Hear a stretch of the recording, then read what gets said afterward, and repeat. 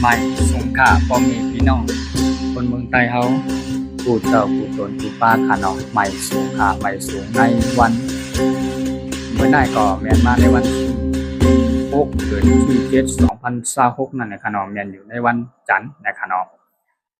ข่าวจะวันช่วงค่ะผู้ต้นกุลองมีข่าวเงาอิดอ่อนพอดตอนหนึ่งเกี่ยวกับเรื่องนอกเมืองแหล่เงาลายนอกเมืองนั่นนะคะน้องนั่นก็เป็นเมืองอเมริกันนะครับเนาะอเมริกันเขาเลยมีการจัดปล่อยวันครบวันเปิ่นฮ้อวันครบรอบ2ปาก50ปีแล้วก็วันย้านพ้นมาเนี่ยค่ะนะจัดตั้งแต่เมื่อวันที่4มันก็วันเข้าวันที่5วันที่6แล้วค่ะเนาะเขาก็ได้เอาข่าวเงาเกี่ยวกับเรื่องร้องในมาเปลี่ยนเป็นภาษาความรัดความตายเอาให้มาถึงเป็นอีกหนึ่งนะคะเนาะก็นำข่าวเงาข่าวสารที่คือใหม่ๆบางข้อบางข่าวบางหัวข้อข่าวก็วิเคราะห์ให้แหละต้องมาทัดสร้าง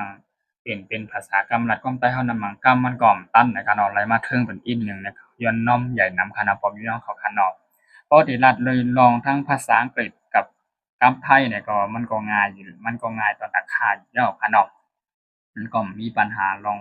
กำไทยลองอังกฤษในขณะแต่กำใต้เนี่ยเขาต้องมาทัดสร้างวิเคราะห์ได้เทียงว่าได้เอาหัวข้อข่าวเกี่ยวกับเรื่องหนังปกติแล้วมาเปลี่ยนเป็นภาษาความใต้เฮานั้นให้พ่อพี่น้องคนเมืองใต้เขาไล่ถ่อมไล่ยินไล่ฮู้ป้องแรงเจียงถึงในเมืองใต้ปดเปื้อนค่ะเนาะตอนดาพี่น้องเจ้าคือใต้เฮาเรียนอยู่ในปอดตังเมืองไทยได้ก็เข้าใจความไทยเด็กไทยกันอยู่ในฐานะเพราะอันเป็นพี่น้องคนเมืองใต้เฮาอยู่ในเมืองใต้ปดเปื้อนนั่นก็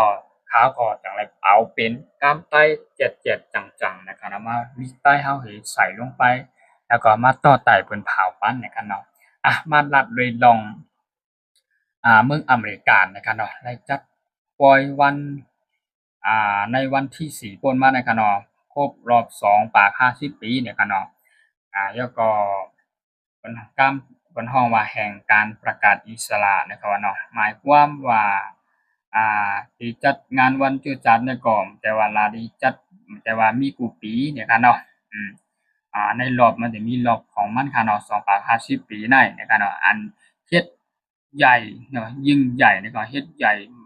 แล้วก็โอ้เข้มราคาคนก็ขึ้นหน้านะครับเนาะคนก็ขึ้นหน้าที่ผ่านมานะครับเนาะที่ผ่านมาเนี่ยก็สหอเมริกันเนี่ยก็ได้มีการจัดอยู่พ้องแต่ก็ได้ทำเฮ็ดที่ปล่อยใหญ่กว่านะครับเนาะปล่อยใหญ่กว่าคนขึ้นกว่าในเมืองอเมริกันแล้วก็วอชิงตันนะครับเนาะแล้วก็ได้มีทั้งผายเปี้ยนี้ผายเปี้ยนี่คือหินว่าเป็นการที่กับพึกตั้งเหนือกลางหาวแลเปี้ยนี้รวยลองว่าเฮาแน่เป็นอเมริกันนะครับเนาะเฮามีผายตั้งคือหินอันย่าและลงเหรียญที่สุดในกำผานะครับเนาะไล่เอาคือหิน เฮอร์วินอันเป็นองค์การ NASA นะครับเนาะเฮอร์วินภายองค์การ NASA เนี่ยก็ไล่ขึ้นกว่าไล่ขึ้นกับเปี้ยหนีทั้งในกลางหาวแท่งนะคือคนอันเข้ามาร่วมงานถ้าวันคนเมืองเข้ามาร่วมปล่อยในวันงานนั้นในขณะวันปล่อยนั้นบ่ได้ไล่ด้วยให้สุดหูสายตาในให้บ่จอมุ่นในการเนาะแล้วก็มีความว่าเป็นกองทัพนะครับกองทัพภายตั้ง กองทัพภายตั้งอากาศภายตั้งในกลางหาวในขณะเปิดตาที่เอาส่งเครื่องบินขึ้นกว่าเปี้ยนี้ภายตั้งเหนือกลางหาวในไฮโปลีตาลีตุ้ยนะครับเนาะมีภายตั้งกองทัพฮื้อเที่ยงนะครับส่งเครื่องบินขึ้นกะเที่ยงอันเจ้าอันรุ่งเรืองที่สุดขึ้นกะเที่ยงนะครับเนาะขึ้นกะเที่ยงกำไรมีเครื่องบินที่อันได้สูงขึ้นกว่าน่าย เป็นเครื่องบินที่อันเกียและโรงเรียนที่สุดอันโรงเรียนเกียที่สุดในกำพร้าเนี่ยแล้วก็เป็นเครื่องบินอันเมืองอเมริกาในอำไปขายปันภายไลในกำพร้าในคณะนั่นก็ดีมีF22 Raptor นะครับดูหน้าลายว่าเป็นเครื่องบินเปิ้นฮ้องว่าสายพาแมปนะครับเนาะสายพาแมปเนี่ยเครื่องบินตัวในขณะได้ขึ้นกับย่านตั้งในกลางหาวนะครับเนาะ ที่ทาง F16 นะครับเนาะ F16 เครื่องบิน F16 แท่งนะครับเนาะ แล้วก็ไล่ขึ้นกับเปี้ยนี้เหนือกลางหาวนะคือข่าววันคุณเมืองปอเมพี่น้องอันเข้ามาผมในปอยวันจัดวันปอย250 ปีนั่นนะครับก็บ่ได้ไล่เกี่ยวไล่มูลกับจ้อมกัน แล้วก็มีอันเป็นจุ่มตาเตขึ้นกันในกลางหาวในขีเนื้อฮือพี่แล้วก็ปล่อยเป็นห้องว่าอยู่ในจองลงหรือจองเนี่ยบนห้องว่าลงจองนะครับเนาะลงจองนะแล้วก็มีไล่ยิบเตือจากอเมริกันนะครับเนาะ อันขึ้นกว่านั้นก็มีกองทัพผายตั้งน้ำเหแล้วก็มีกองทัพผายตั้งหนึ่งกลางหาวเลยขึ้นกับเปียจ้อนี่ตั้งในลงมาเปิดตาที่เป็นตั้งหางดีเนาะผายเหนือเมืองอเมริกาในบนห้องว่าเหนือกรุงวอชิงตันเนี่ยกันนะวอชิงตันเหนือเมืองหลวงอเมริกานะครับเนาะเย่าก็มีตั้งผายตั้งเปินห้องว่าผายตั้งกองทัพอากาศในก็เนาะไล่เอาคือบินนั่นก็ผายตั้งกองทัพที่อันอยู่ในนครอยู่ในเมืองนิวยอร์กนั่นก็เนาะไล่เอาเฮอวินก็นับหูปากล่ำเขาอะขึ้นกว่าตั้งเหนือกับเปียนี้ว่าให้เป็นให้หมายความว่าเมืองอเมริกันนำหนึ่งใจเดียวกันมาอยู่กันแล้วกันเนาะในวันครบรอบ250 ปีเนี่ยคุณกับเฮ็ดจัดวันปล่อยขึ้นกับเปียเหนือกลางหาวเหมือนกันเหนือเมืองนครนิวยอร์กนะครับว่าแล้วก็ตั้งเหนือกรุงวอชิงตันเนี่ยเมืองกรุงวอชิงตันก็เป็นเมืองหลวงของอเมริกานั่นครับเนาะนครนิวยอร์กมันก็เป็นเมืองอ่อนเมืองอีสกว่าเทียงเมืองหลวงนั่นแหละนครนิวยอร์กแล้วก็กรุงวอชิงตันที่ว่านั่นก็เป็นเมืองใหญ่เหมือนกันนะครับเป็นเมืองอเมริกันนั่นแหละเขตในแดนอเมริกันกันนั่นแหละกำได้ฮัมมีเหลือเสนำกาฮัมมีแทงตอนตากูมึงกูเจ้าคือเนี่ยค่ะเนาะอันพอมีพี่น้องคนเมืองไทยเฮาในพุ่นใดปดอื่นเนี่ยค่ะเนาะมังเจ้ามังกูเจ้ากูตนกูป้ามังก็เตอำไปคู่เกี่ยวกับในรองว่า NASA นะครับนะองค์การ NASA นะครับองค์การ NASA อันว่าในกำผาในคณะมีอเมริกันได้นำปัดหนึ่งนะคะนะอันเฮาไล่ลัดอินเทอร์เน็ตอันนี้ลัดใจ Wi-Fi ใจอินเทอร์เน็ตอันนั้นใจอยู่จื้อในอันเฮาไล่ลัดต่อกันหันหน้าหันตากันอยู่ในอยู่เมืองในเมืองในลัดต่อกันจื้อในสัญญาณเฮาไล่ใจถอนยินกันจื้อนั้นว่าเป็นทีวีเนี่ยค่ะเนาะวิดีโอนะคะเนาะว่าเป็น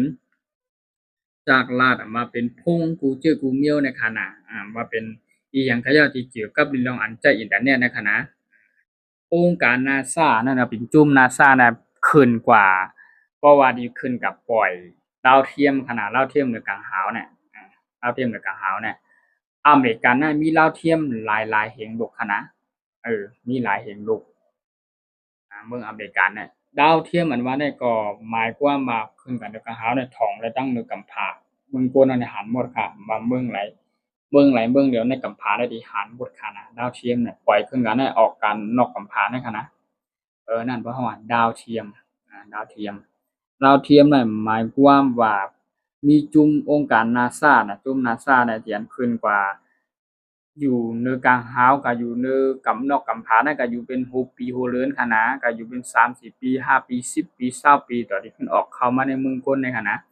อันนั้นเพิ่นฮ้องว่าองค์การ NASA ก็อยู่จ้อมมันเป็นคือวิญญาณอวกาศที่ว่านั้นหั้นนะนักบินยานอวกาศที่เพิ่นฮ้องว่าคนอันฮอคือบินได้อันกว่าจ้อมด้วยหน้าที่เหนือยานอวกาศอันออกการนอกกำผาเฮานั้นหั้นนะเพื่อที่ กว่าด้วยถึงดาวเทียมกว่านั้นในขณะที่อย่างในอเมริกาเนี่ยเขาคึดกราบแลลงแลนตันเป็นห้องว่าท่านสมัยเนี่ยกับไทยคณะลงแลนและป้ายวุ่นเล็ดนะมีอันในแทงเมียวคณะห้องว่าองค์การ NASA หรือจุ่ม NASA นะครับเนาะไล่มายินดีเลยไล่มาร่วมงานร่วมเหเนี่ยเขาเป็นคนอเมริกันนั่นแหละเนาะแต่ว่าเพิ่นฮ้ององค์การ NASA เป็นจุ่ม NASA นั่นแหละครับเนาะแล้วก็ไล่ว่าเป็น ข่าวเงาตีดีตอนอเมริกันแลแล้วก็เป็นข่าวเงาตอนดาลีกูเจ้าคืออันเลยหันบ่เลยหันในคลิปวิดีโอกูในคณะอเมริกันเขาเลยจัดปล่อยวันครบรอบ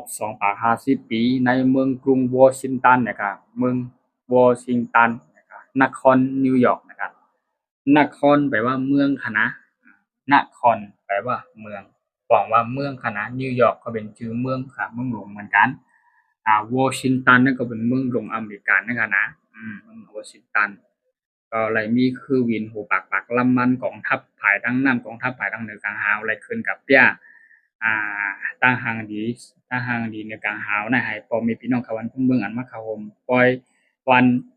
250 ปีเนี่ยก็ให้พวกไล่จ่อไล่มนต์มีตั้งชื่อใจเกี่ยวการกลางค่ำมาก็มีการเพิ่นเฮาว่าจุดหมากแตกจุดหางเทียนผู้ขึ้นกับหางดีตั้งหางดีหางงามนั่นเขาในเมืองหลวงวอชิงตันแหลมนั่นก็นครนิวยอร์กนะครับเนาะ ได้ว่าเป็นตาหางดีตอนตาในเมืองอเมริกาและเป็นวันครบ250 ปีนะครับคุณแล้วก็มีประธานาธิบดีคุณโดนัลด์ทรัมป์ก็ได้มาลาแทงว่าเข้าข่าอเมริกาในนะครับเนาะเป็นผู้นำกำพร้าเหมกาเนี่ยเขาก็อ่าได้ย่ามาหลายจื้อหลายเมี่ยวเหย้านะครับนำว่าตุกว่าหยาบแล้วก็ไล่อ่อนกันตุกมาจอมกันจ่อจอมกันมนต์มาจอมกันมาพอถึงมื้อเหลียวหน้ากำหน้าเราเป็นผู้นำในกำพร้าแล้วเราก็สิเฮ็ดเป็นตอนมันเป็นคนที่สอนปันผู้เมืองให้รู้กว่านั่นก็เป็นตัวเพิ่นเราว่าเป็นคนที่รัฐนี้เป็นคนที่เป็นครูสอนว่าในขณะเนาะในกำพร้าในว่าเป็นจั่งฮือก็เพิ่นร้องว่ามันพาผีผลาญมาปัญญาเราเป็นจั่งใดเราเป็นผู้นำอเมริกันเราก็ถูกเลยเฮ็ดหรือเราก็ต้องเฮ็ดกว่าลงมือกว่านะครับเนาะในรัฐนี้ในวันปล่อยครบรอบ250 ปีนั้นแล้วก็มีข่าววันเพิ่นเบิ่งเป็นหลายๆปากละหลายหมื่นหลายแสนได้มาร่วมงานปล่อยเนาะนั่นก็เรียกว่าเป็นปล่อยวันอันใหญ่ตอนกลางเมืองอเมริกันและลำร้องตอนกลางเมืองอเมริกันเหมือนกันนะครับเนาะเมืองหลวงที่ประก็นครนิวยอร์กวอชิงตันเนี่ยก็เลยมาร่วมมือกันจัดแล้วก็มีคือวินภายทางเหนือกลางหาวภายทางนำขึ้นกา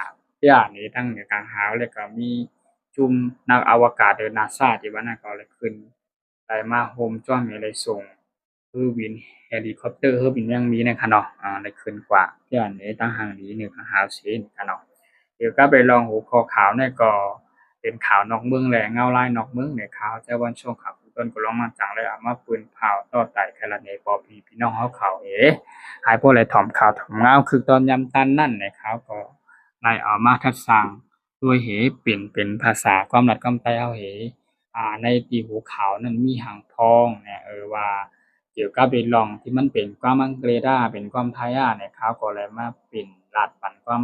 ไทยในขณะหรือขาวเงาคือตอนยำตันนั่นก็ช่วงขาวแต่วันขาวคือตอนกูลองนั่นให้บ่เป็นที่พ่อแม่พี่น้องกูกูแลนกูที่กูตั้งในเมืองใต้ปอดเปิ้นนั่นให้บ่ไหล